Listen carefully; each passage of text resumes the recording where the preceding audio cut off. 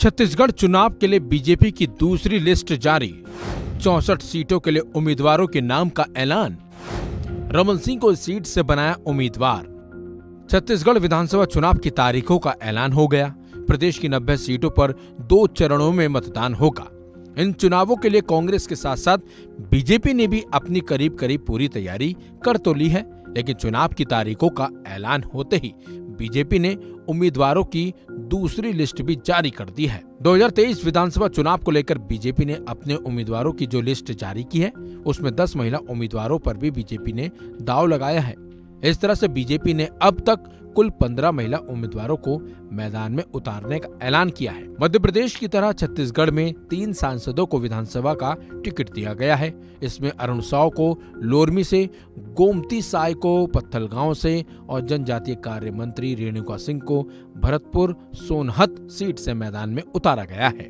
इसके साथ साथ बीजेपी के पूर्व कैबिनेट मंत्री और 7 बार के विधायक ब्रजमोहन अग्रवाल को रायपुर दक्षिण और 3 बार के कैबिनेट मंत्री अजय चंद्राकर कुरूद से सियासी रण में उतरे हैं। तो वहीं प्रदेश के पूर्व सीएम रमन सिंह को राजनांदगांव से बीजेपी ने अपना उम्मीदवार बनाया है। इसे लेकर रमन सिंह का बयान भी सामने आ गया है, जिसमें उन्होंने दावा करते हुए कहा है कि मुकाबला तो कड़ा है, लेकिन जीत बीजेपी की ही होगी। मैं धन्यवाद दूंगा माननीय राष्ट्रीय अध्यक्ष जी को, माननीय प्रधानमंत्री जी को, पार्टी के वरिष्ठ नेताओं को और छत्तीसगढ़ भारतीय जनता पार्टी के अध्यक्ष से सभी नेताओं को, जिन्होंने राजनांदगांव विधानसभा में चुनाव के लिए मुझे अवसर दिया। मैं सभी वरिष्ठ लोगों को धन्यवाद देता हूँ। किस तरह से तैयारी रहने वाली? हम लोग की तैयारी तो 5 साल चलती है और लगातार संपर्क, और राजनांदगांव से तो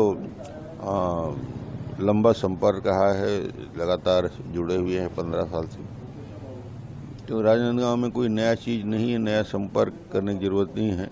लोगों का आशीर्वाद लेने जाऊंगा सबके पास। जो 64 नामों की लिस्ट जारी हुई है, किस तरह से देखते हैं पूरी लिस्ट को? कितना इम्पोर्टेंट रहने वाला है चुनाव को लेकर? सबका नाम क्या टक्कर दे पाएंगे? नहीं, सभी महत्वपूर्ण लोग हैं और मजबूत लोग हैं। मुकाबला होगा और भारतीय जनता पार्टी चुनाव में जीतेगी। दोनों लिस्ट। इससे पहले बीजेपी ने 21 उम्मीदवारों की सूची जारी की थी, जिसमें कांकेर से आशाराम नेताम, प्रेमनगर से बुलंद सिंह मरावी और कोरबा से लखनलाल देवांगन को उम्मीदवार बनाया था। पहली सूची में बीजेपी ने 10 अनुसूचित जनजाति और 1 एससी के अलावा सांसद विजय बघेल के नाम पर मोहर लगाई थी। वहीं सूत्रों की माने तो बीजेपी जिन सीटों पर कमजोर है, वहां पर अपने प्रत्याशियों का ऐलान पहले ही कर चुकी है।